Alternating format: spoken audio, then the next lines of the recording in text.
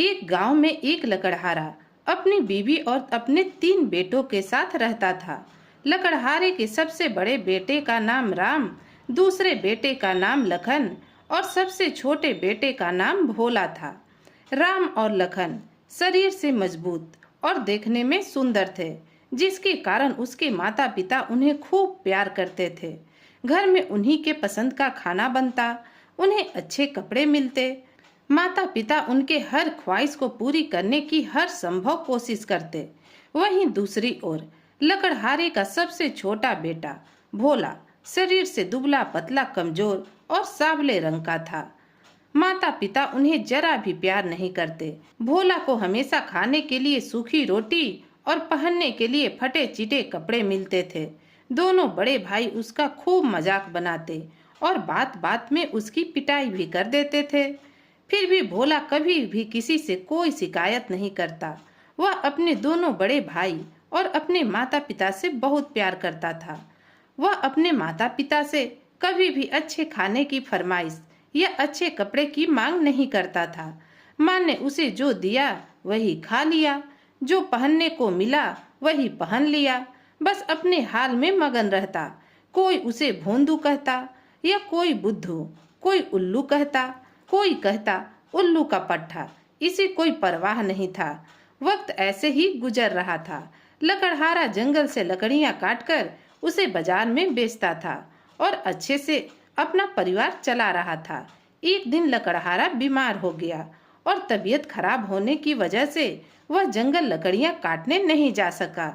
इसलिए लकड़हारे की पत्नी ने अपने सबसे बड़े बेटे को बुलाया और कहा, मेरे प्यारे बेटे, तुम्हारे पिता कल शाम से बीमार हैं और इस हाल में वे जंगल जाकर लकड़ियां नहीं काट सकते। इसलिए तुम कुल्हाड़ी लेकर जंगल जाओ और लकड़ियां काटकर बाजार में बेच आओ।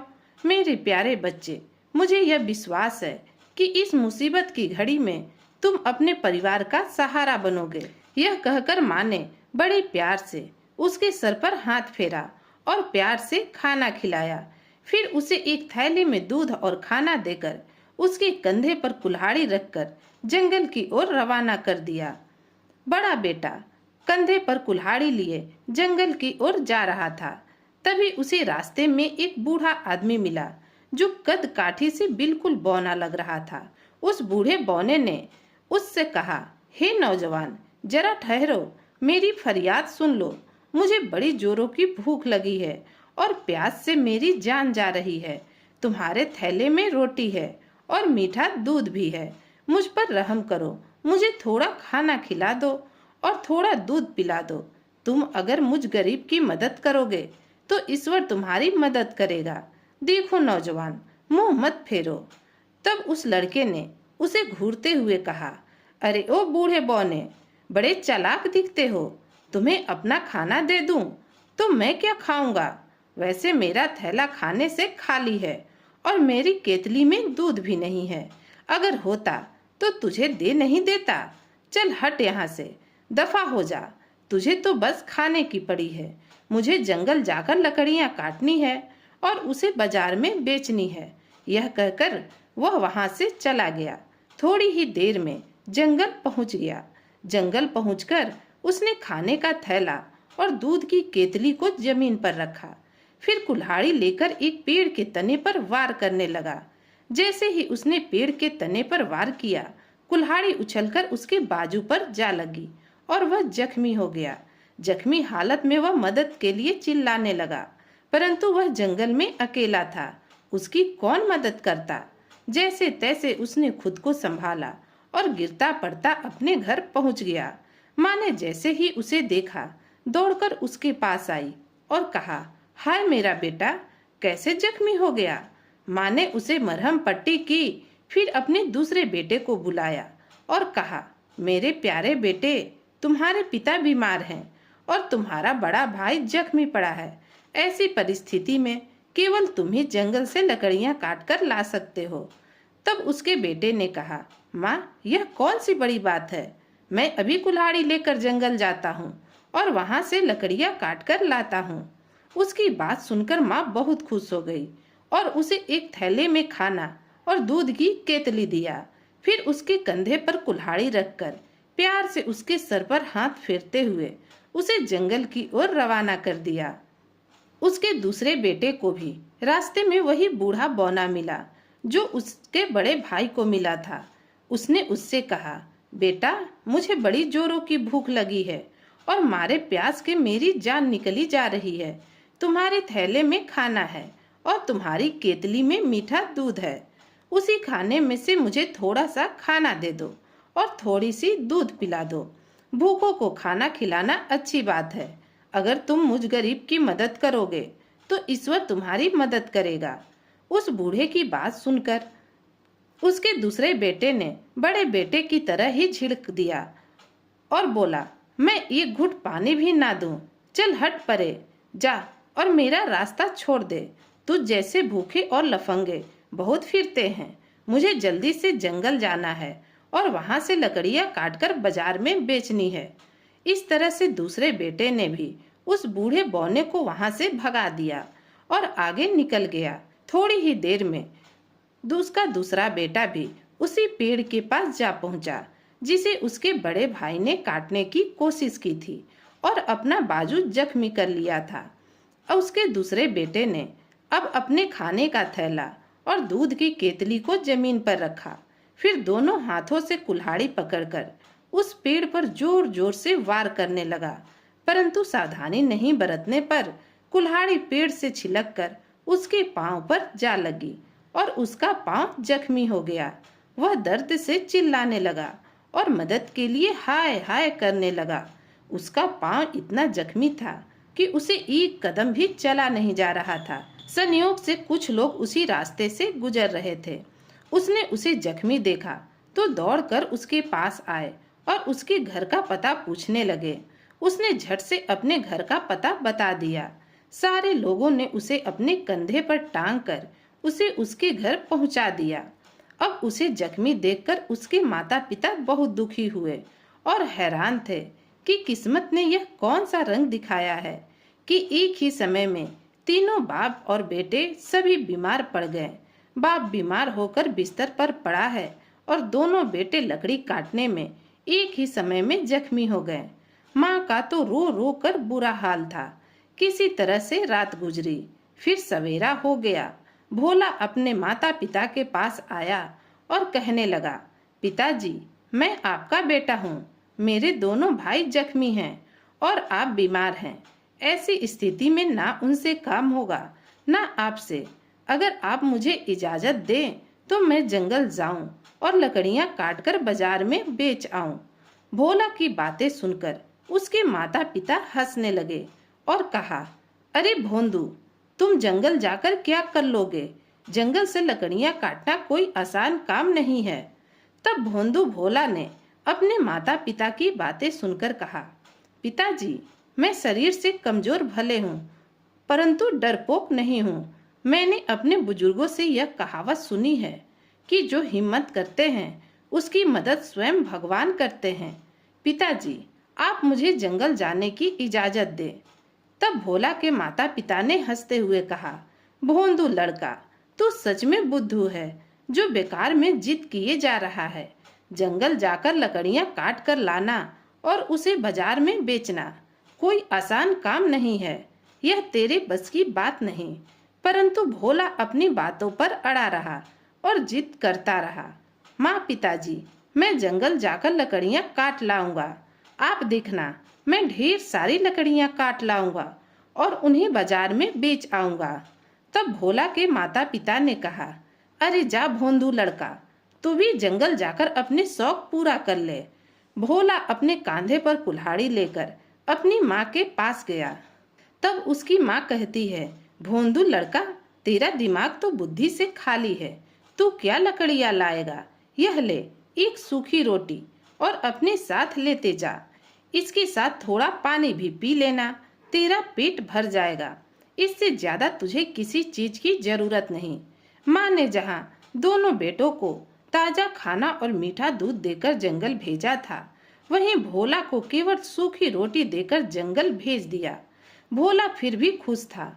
वह एक हाथ में सूखी रोटी का थैला लिए और दूसरे हाथ में कुल्हाड़ी कंधे पर लिए जंगल की ओर लकड़ियां काटने निकल गया। जंगल के रास्ते थोड़ी ही दूर जाने पर भोला को भी वही बूढ़ा बौना आदमी मिला जो उसके दोनों भाइयों को मिला था। भोला को देखते ही उस बूढ़े बौने आदमी ने कहा, बेटा, मैं बड़ी दिनों से भूखा हूँ, मुझे रोटी का एक टुकड़ा दे दो, ईश्वर तुम्हारा भला करेगा। उस बूढ़े बौने को देखकर भोला ने कहा, बाबा जी, तुम सच में बहुत भूखे मालूम होते हो, परंतु मेरे पास कोई खाने की अच्छी चीज नहीं है। मेरे थैले में केवल एक सूखी रोटी है और केतली में पानी है। अगर तुम्हें पसंद हो तो शौक से खा सकते हो।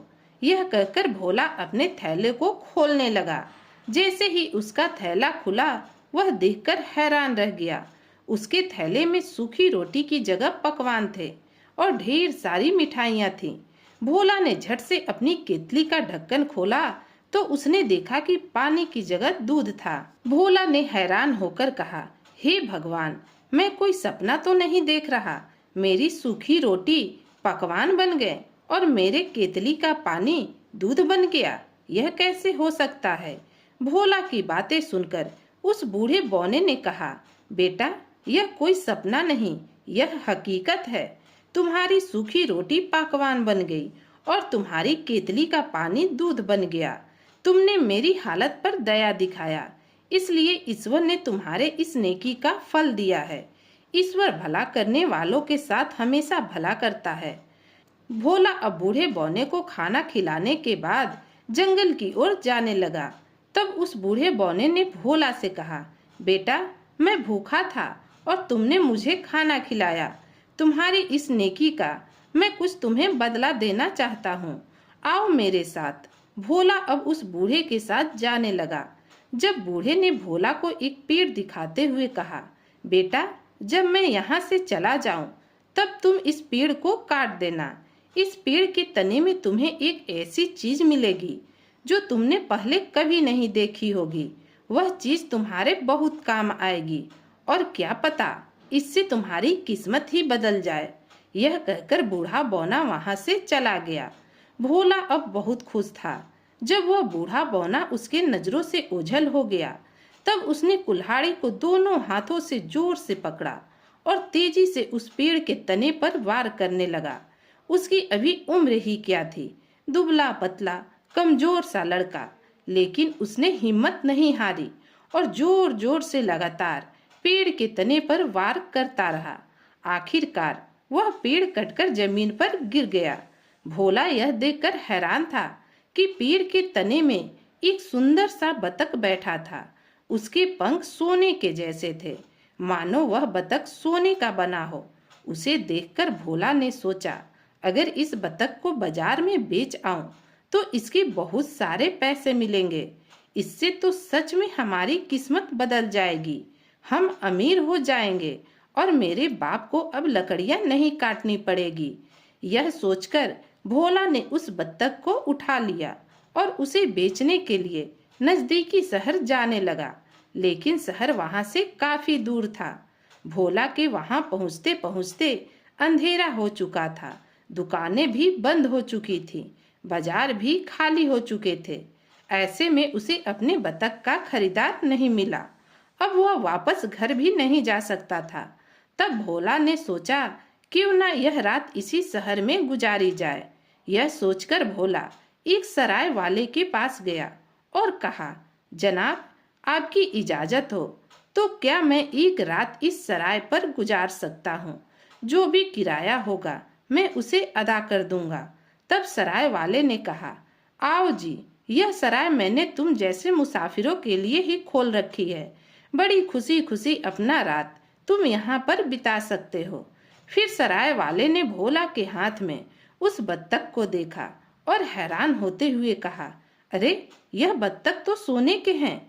देखो तो, इसके सारे पंख असली सोने के लगते हैं। मैंने आज तक ऐसी बत्तख नहीं देखी और ना ही सुनी। देखो, यह कितनी प्यारी बत्तख है। मैं अपनी बेटियों को भी बुला लाता हूँ। मेरी बेटियाँ इस सोने के बत्तख को देखकर खुश हो जाएंगी। सराय वाले की 3 बेटियां थीं। उसने अपनी तीनों बेटियों को झट से बुला लाया और बत्तख की ओर इशारा करते हुए कहा, देखो यह कितनी अनोखी बत्तख है, बिल्कुल सोने की है। सराय वाले की तीनों बेटियां उस बत्तख को देखकर बड़ी खुश थीं और हैरान भी। उस सोने की बत्तख को देखकर उसकी बड़ी बेटी ने कहा, यह कितनी प्यारी बत्तख है। फिर छोटी ने कहा, देखो इसके पंख तो बिल्कुल सोने के हैं। फिर भोला से कहा, तुम बड़े किस्मत वाले हो कि तुम्हारे पास यह अनोखी सोने की बत्तख है। सराय वाले की तीनों बेटियां बत्तख को देखने के बाद उसकी तारीफ करते हुए वापस चली गईं। सराय वाले के कहने पर भोला ने उस सोने की बत्तख को एक कमरे में रख दिया और खुद दूसरे कमरे में सो गया। भोला बहुत थका था, इसलिए जल्दी ही वह गहरी नींद में सो गया। इधर सराय वाले की सबसे बड़ी बेटी के दिल में उस सोने के बत्तख के लिए लालच पैदा हो गया। वह सोचने लगी, क्यों ना उस अनोखी बत्तख के एक सोने की पंख नोच लूं और अपने बालों में लगा लूं। एक पंख नोच लेने से किसी को क्या पता चलेगा। यह सोचकर उसने एक मोमबत्ती जलाई और चुपके से उस बत्तख के कमरे में घुस गई। जैसे ही उस बत्तख के पर नोचने के लिए उसने हाथ लगाया, वैसे ही उसका हाथ उस बत्तख में चिपक गया, मानो दो कागज गोंद से आपस में चिपक गए हों। वह घबरा गई और जल्दी से अपनी बहन को आवाज दी कि अरे जरा जल्दी आ और इस बत्तख से मेरी हाथ छुड़वा। उसकी आवाज सुनकर उसकी दूसरी बहन कमरे से दौड़ी आई। उसने देखा कि उसकी बहन के हाथ बत्तख से सटे हैं। तब उसने पूछा, अरे यह क्या हो गया।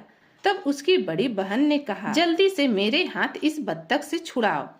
उसकी दूसरी बहन ने जैसे ही बड़ी बहन के हाथ बत्तख से छुड़ाने के लिए अपने हाथ बत्तख की ओर बढ़ाया, उसका हाथ भी बत्तख से चिपक गया। अब दोनों बहन के हाथ बत्तख से चिपके हुए थे। दोनों घबराईं और छोटी बहन को आवाज लगाने लगी, अरे जल्दी आ और हम दोनों को इस बत्तख से छुड़ा। अपनी दोनों बड़ी बहनों की आवाज सुनकर छोटी बहन कमरे से दौड़ी आई और बत्तख से चिपके हुए दोनों के हाथों को पकड़कर खींचने लगी। जैसे ही उसने भी अपने हाथ बत्तख की ओर बढ़ाया, उसके हाथ भी बत्तख से चिपक गए। अब तीनों बहन के हाथ बत्तख से चिपके हुए थे। वह अपने आप को छुड़ा नहीं पा रही थी। रात भर तीनों बहनें रोती रहीं। सुबह होने पर जब भोला की नींद खुली तो वह दौड़कर बत्तख के पास गया और वहां का नजारा देखा। वह तुरंत समझ गया कि इस बत्तख को चुरा रही होंगी, जिसके कारण इनके हाथ बत्तख से चिपक गए हैं। तभी वहां पर सराय वाला भी आ गया और कहने लगा, अरे शैतान लकड़हारे, तूने यह क्या कर दिया। देखो तुम्हारे बत्तख ने मेरे तीनों बेटियों के हाथ पकड़े हुए हैं। तब भोला ने कहा, मैं तो अपने कमरे में सो रहा था, मैंने कुछ नहीं किया। जो किया तुम्हारी बेटियों ने किया। जरूर यह तीनों रात में मेरी बत्तख को चुराने आई होंगी। इन्हें अपने लालच की सजा मिली है, जो इनका हाथ बत्तख से चिपका रह गया। इसमें मेरी कोई खता नहीं, मेरा कोई कसूर नहीं। मुझे तो अपना बत्तख लेकर जाना है। और भोला ने अपना बत्तख उठाया और बाहर जाने लगा। इसके साथ ही सराय वालों की तीनों बेटियां भी होली, क्योंकि उन तीनों के हाथ बत्तख से चिपके हुए थे। अपनी बेटियों को जाते देख सराय वाला चुपचाप खड़ा रहा। वह कुछ भी नहीं कर पा रहा था, बेबस था। उसकी बेटियां भी रोए जा रही थीं और बाप की तरफ देखे जा रही थीं, लेकिन वह भी बेबस थी। जब वे लोग शहर से बाहर आए तब उन पर एक बूढ़े फकीर की नजर पड़ी। बूढ़े फकीर ने उन तीनों लड़कियों को पहचान गया कि यह तीनों तो सराय वाले की बेटी हैं। यह तीनों तो बड़ी अच्छी लड़की हैं, पर आज रोते हुए कहाँ जा रही हैं। यह लड़का इन तीनों लड़कियों को कहाँ ले जा रहा है। बूढ़े फकीर ने जोर से आवाज लगाई, अरे लड़के, तुम इन तीनों लड़कियों को कहाँ लिए जा रहे हो, इसे छोड़ दो। जब भोला ने उन पर कोई ध्यान नहीं दिया, तब बूढ़ा फकीर खुद उन तीनों लड़कियों को छुड़ाने के लिए आगे बढ़ा। जैसे उन बूढ़े फकीर ने उन्हें पीछे खींचने के लिए उसे छुआ, बूढ़े फकीर का हाथ भी उस लड़की से चिपक गया। वह घबराकर बोला, अरे यह क्या हो गया, मेरे हाथ कैसे चिपक गए? कोई तो मुझे बचाओ, कोई तो मेरे हाथ छुड़ाओ। उसी समय एक उस्ताद उसी रास्ते से गुजर रहा था। वह इस नज़ारे को देखकर हैरान रह गया। उसने देखा कि एक लड़का अपने बगल में बत्तख दबाए लिए जा रहा है और उसके पीछे 3 लड़कियां रोए जा रही हैं। उन लड़कियों के पीछे एक बूढ़ा फकीर बचाओ बचाओ की रट लगाए जा रहा है।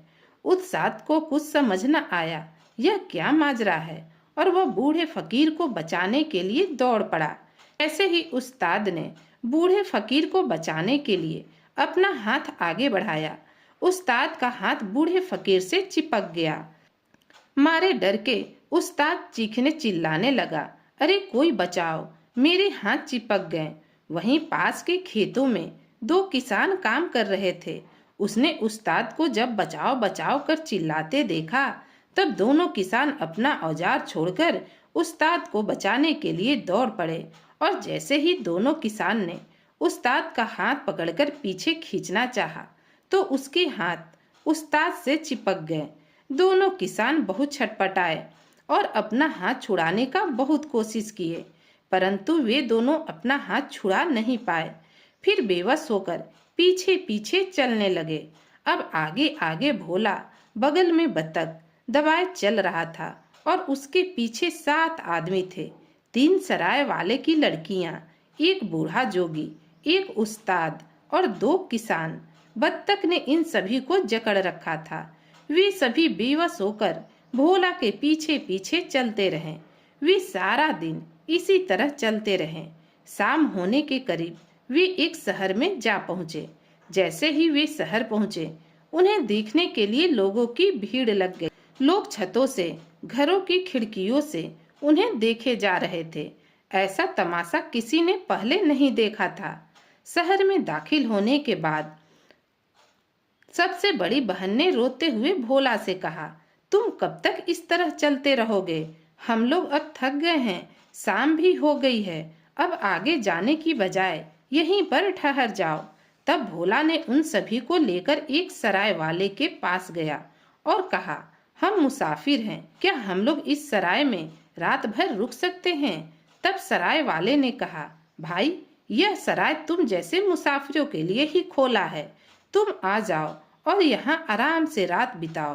तुम्हें खाना भी मिलेगा और यहाँ बिस्तर भी। सराय वाले की बातें सुनकर भोला सभी को लेकर सराय के अंदर चला गया और इसी तरह से आगे पीछे करके बैठ गए। इन्हें देखकर सराय वाला हैरान होकर पूछने लगा, तुम्हारा यह काफिला बहुत अनोखा है। ऐसा मालूम होता है तुम अपनी किस्मत आजमाने और राजकुमारी को हंसाने की कोशिश करने आए हो। तब सराय वाले की बातें सुनकर भोला ने राजकुमारी को हंसाने, इसका क्या मतलब है, पूछा। मैं समझा नहीं, थोड़ा साफ साफ बताओ। तब सराय वाले ने हंसते हुए कहा, यह बहुत ही दिलचस्प किस्सा है। हमारे राजा की एक बेटी है। वह हमेशा उदास और गमगीन रहती है। उसे जब भी देखो वह परेशान, खोई खोई सी रहती है और घबराई हुई लगती है। कितने भी मजेदार किस्सा या कहानी सुना दो वह फिर भी खुश नहीं होती। उसे हंसाने के लिए लाखों कोशिश किए गए परंतु वह नहीं हंसी। राजवैद्य और हकीमों का कहना है अगर राजकुमारी का यही हाल रहा तो वह धीरे धीरे बीमार हो जाएगी। एक दिन उसकी जान चली जाएगी। अब राजा ने परेशान होकर यह ऐलान किया है कि जो शख्स राजकुमारी को हंसा देगा राजा उसी के साथ राजकुमारी का विवाह कर देगा। राजा के इस ऐलान के बाद बहुत से लोग अपनी किस्मत आजमाने आ चुके हैं परंतु कोई भी शख्स राजकुमारी को हंसाने में अब तक कामयाब नहीं हो सका है। अब सराय वाले ने भोला को एक कमरे में ठहराया और बत्तख से चिपके हुए लोगों को दूसरे कमरे में ठहराया। भोला रात भर बिस्तर पर लेटे लेटे सराय वाले की बातों पर गौर कर रहा था। वह सोच रहा था, क्यों न महल जाकर अपनी किस्मत आजमाई जाए। मेरे साथ एक अनोखा काफिला है। हो सकता है राजकुमारी को इसे देखकर हंसी आ जाए और मेरा काम बन जाए। अगर राजकुमारी को हंसी आ गई तो मेरी शादी राजकुमारी से हो जाएगी। भोला रात भर इसी ख्यालों में खोया रहा और सुबह उठकर वह बहुत खुश था। उसने अपने बत्तख को बगल में दबाया और राजमहल की ओर चल पड़ा। तो सातों आदमी बत्तख से जो चिपके थे उसके पीछे पीछे चलने लगे। जैसे ही वह महल के दरवाजे पर पहुंचा तो दरबान ने कहा, भाई, मुझे समझ आ गया है कि तुम यहाँ क्यों आए हो। तुम्हारा यह नज़ारा बड़ा ही अनोखा है। जो भी देखेगा वह हंस हंस कर लोटपोट हो जाएगा। मैं तुम्हें राजा के पास ले चलता हूँ। मुझे यकीन है तुम्हें देखकर राजा बहुत खुश हो जाएंगे। राजा ने जब उस लड़के के बारे में सुना तब आदेश दिया कि तुरंत उस लड़के को दरबार में हाजिर किया जाए। भोला अपने साथियों के साथ राज दरबार पहुंच गया और राजा के पास जाकर कहने लगा, महाराज, मैंने आपका ऐलान सुना और अपनी किस्मत आजमाने आया हूँ। अगर आपकी इजाजत हो तो मैं अपने हुनर से राजकुमारी को हंसाने की कोशिश करता हूँ। मुझे यकीन है कि मैं राजकुमारी को हंसाने में कामयाब हो जाऊंगा। राजा ने भोला की बातें सुनकर उसके काफिले की ओर देखा और कहा, बहुत खूब, यह नज़ारा तो लाजवाब है। इस लड़के की बगल में एक सुनहरी बतख है। ऐसी खूबसूरत बतख मैंने आज तक नहीं देखी और इस बतख के साथ पूरे 7 आदमी चिपके हुए हैं। यह तो हंसी नहीं, ठहाके लगाने वाली बात है। इसे देखकर राजकुमारी क्यों नहीं खुश होगी।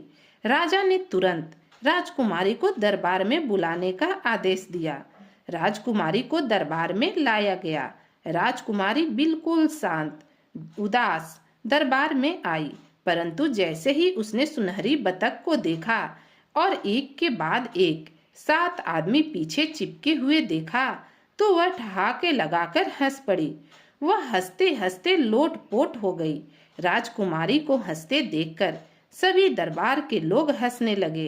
राजकुमारी के इस तरह बेतहाशा हंसने पर जैसे उसे हंसी का दौरा पड़ गया हो। राजकुमारी को हंसता देख राजा बहुत खुश हो गया और इसके साथ ही बतख से चिपके हुए सभी लोग एक एक कर आजाद हो गए। तब भोला ने उस सुनहरी बतख को तीनों बहनों में से सबसे बड़ी बहन को दे दिया और कहा, यह बतख तुम्हारी है, तुम इसे अपने घर ले जा सकती हो। बूढ़ा फकीर उस्ताद और 2 किसान आजाद होने के बाद अपने अपने घर चले गए। सराय वाले की बेटी बहुत खुश थी। यह अब सुनहरी बतख उसकी है। भोला दरबार में खड़ा रहा।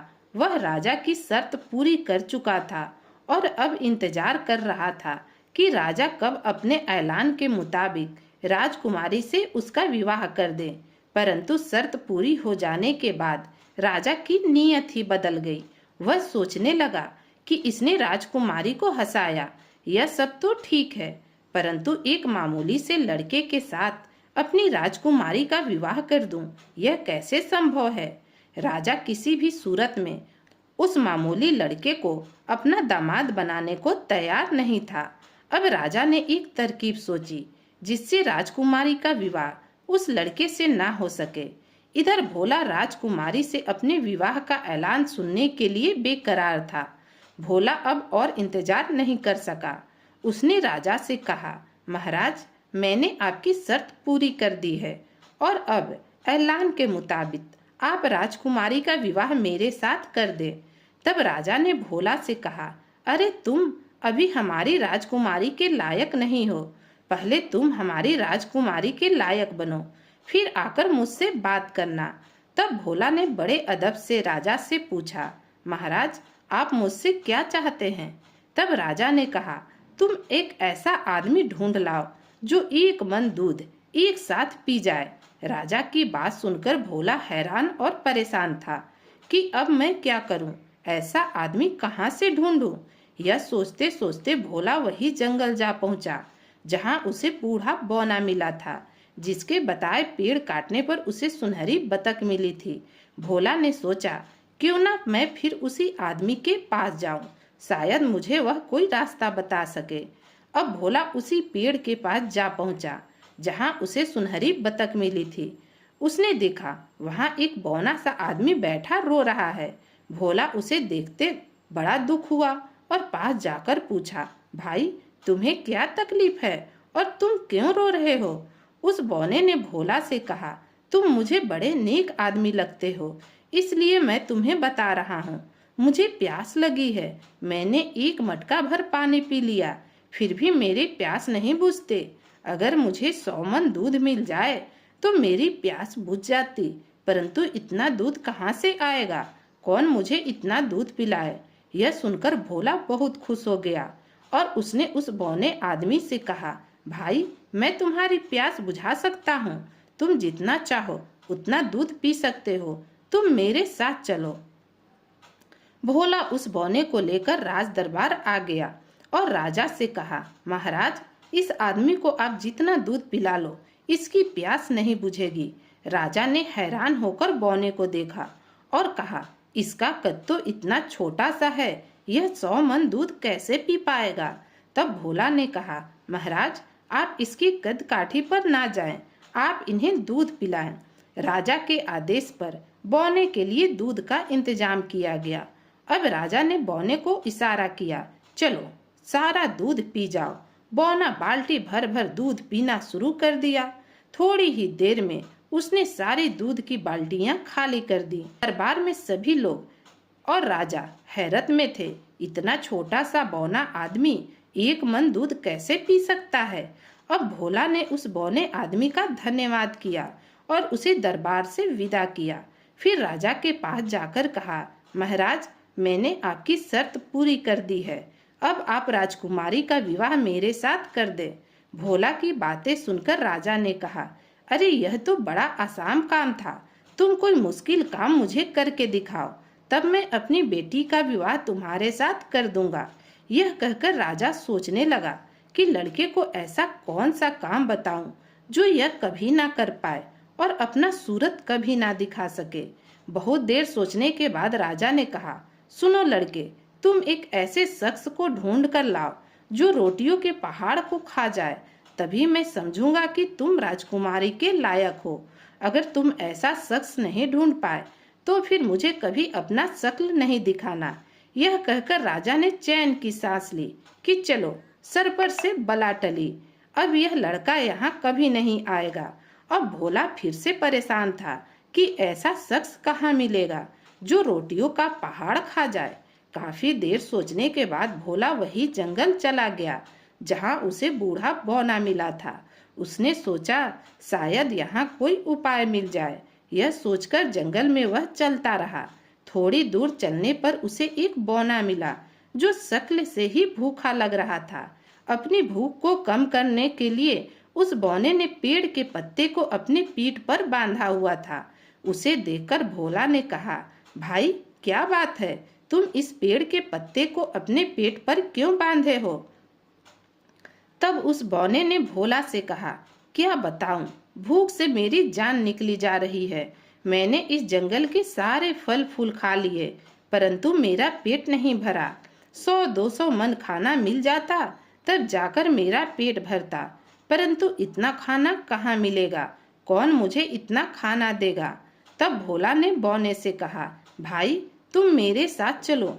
भोला उसी बौने को लेकर राज दरबार में आ गया और राजा से कहा, महाराज यह आदमी रोटियों का पहाड़ खा सकता है। राजा ने अपने राज दरबार के सारे आटे को मिलाकर रोटियां बनवानी शुरू कर दी और रोटियों का पहाड़ लगा दिया। भोला ने उस बौने को रोटियों के पहाड़ के पास बिठा दिया और कहा, भाई यह अब रोटियों का पहाड़ तुम्हारा है। बौना रोटियों का पहाड़ देखकर खुशी से नाचने लगा। रोटियां खाते खाते बौना को सुबह से शाम हो गई। रात होते होते बौने ने रोटियों का पूरा पहाड़ चट कर दिया। राज दरबार के सभी लोग, राजा और राजकुमारी, सभी उस बौने को देखकर हैरान थे। सारी रोटियां खाने के बाद उस बौने ने राज दरबारियों से कहा, और भी रोटियां हैं तो लाओ, मेरे पेट में अभी थोड़ी जगह बाकी है। अब भोला ने उस बौने के पास जाकर कहा, भाई तुम्हारा बहुत बहुत शुक्रिया, तुम जैसा बहादुर इंसान तो शायद ही दुनिया में होगा। तुम्हारी वजह से मैं राजा की शर्त को पूरी कर सका। यह कहकर भोला उस बौने को राज दरबार से विदा कर देता है। फिर राजा से कहता है, महाराज मैंने आपकी शर्त पूरी कर दी, अब अपने वादे के मुताबिक राजकुमारी का विवाह कर दें। तब राजा ने कहा, बड़े जल्दीबाज मालूम होते हो, तुम्हें अभी एक काम और करनी है। तब भोला ने कहा, महाराज अब और कौन सा काम करना है? तब राजा ने कहा, मेरी इच्छा है कि मेरे पास एक ऐसा जहाज हो जो पानी और जमीन दोनों पर चलता हो। अगर ऐसा जहाज तुम मुझे लाकर दोगे तो मैं मान जाऊंगा कि तुम राजकुमारी के लायक हो। जब तक तुम्हें ऐसा जहाज नहीं मिल जाता तब तक तुम मुझे अपनी शक्ल नहीं दिखाना। राजा का आज्ञा पाकर भोला वहां से चल पड़ा। राजकुमारी अपने पिता की सारी बातें सुन रही थी। उसने राजा के पास जाकर कहा, पिताजी, आपने यह अच्छा नहीं किया। किसी इंसान से अगर वादा करो तो उसे पूरा करना चाहिए। तब राजा ने राजकुमारी से कहा, तुम इस मामले में चुप रहो। मैं तुम्हारा विवाह उसी के साथ करूंगा जो तुम्हारे लायक हो। किसी साधारण लड़के को मैं अपना दामाद नहीं बना सकता। राजकुमारी पिता की बातें सुनने के बाद चुपचाप अपने कक्ष में चली गई। भोला अब बड़ा परेशान था कि अब ऐसा जहाज कहाँ मिलेगा जो पानी और जमीन दोनों पर चलता हो। यह सोचते हुए भोला जंगल के उसी रास्ते पर चल पड़ा जहाँ उसने वह पेड़ काटा था जिसमें उसे सोने की बत्तख मिली थी। वहां पहुंचने के बाद उसने देखा कि एक बूढ़ा आदमी वहां पर बैठा है जिसे भोला ने पहले कभी खाना खिलाया था। भोला को देखते ही इस बूढ़े ने कहा, बेटा क्या बात है, तुम बड़े परेशान लग रहे हो। तब भोला ने कहा, हाँ बाबा जी, मैं बहुत परेशान हूँ।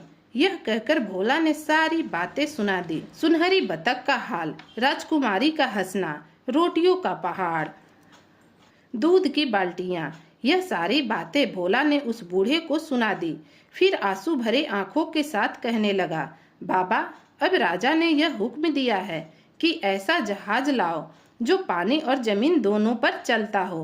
बाबा जी, इसलिए मैं बहुत परेशान हूँ। ऐसा जहाज मुझे कहाँ मिलेगा जो दोनों जगहों पर चलता हो, पानी में भी और धरती पर भी। यह काम तो कोई जादूगर ही कर सकता है और जादू मुझे आती नहीं। भोला की बातें सुनकर बूढ़े ने कहा, बेटा तुम घबराओ मत, मैं तुम्हें ऐसा जहाज बनाकर दूंगा जो पानी और जमीन दोनों पर चलता हो। पहले भी मैंने तुम्हें ही बचाया था। 100 मन दूध असल में मैंने ही पिया है और रोटियों का पहाड़ भी मैंने ही खाया है। मुझे तुम्हारी नेकी याद है जो तुमने मेरे साथ किया था, इसलिए अब मैं तुम्हारी मदद करूंगा। और बूढ़े ने एक ऐसा जहाज तैयार कर दिया जो पानी और जमीन दोनों पर चलता हो। भोला बड़ी खुशी से उस जहाज पर सवार हो गया और बूढ़े को भी अपने जहाज में बैठा लिया। फिर दोनों राजमहल को रवाना हो गए। अब भोला का जहाज राजमहल के पास जाकर ठहरा। भोला उस जहाज में से जब उतरा तो राजा उसे देखकर हैरान हो गया। राजा ने सपने में भी ना सोची थी कि यह मुमकिन हो पाएगा। भोला एक ऐसा जहाज ले आया था जो पानी और जमीन दोनों पर चलता था। राजा अब समझ चुका था कि भोला को मात देना आसान नहीं है। भोला ने वे सारे काम कर दिए थे जिसे करना संभव नहीं था। इसलिए राजा अब समझ चुका था उसकी बेटी के लिए सबसे योग्य वर भोला ही है और राजा ने राजकुमारी का विवाह भोला के साथ करा दिया। दोस्तों, कहानी यहीं समाप्त होती है। अगर आपको यह कहानी अच्छी लगी तो कमेंट कर जरूर बताइएगा और अगर आप इस चैनल पर नए हैं तो चैनल को सब्सक्राइब भी कीजिएगा जिससे आप आने वाली नई कहानियाँ सुन सके। तो फिर मिलती हूँ एक नई कहानी के साथ। तब तक के लिए राधे राधे।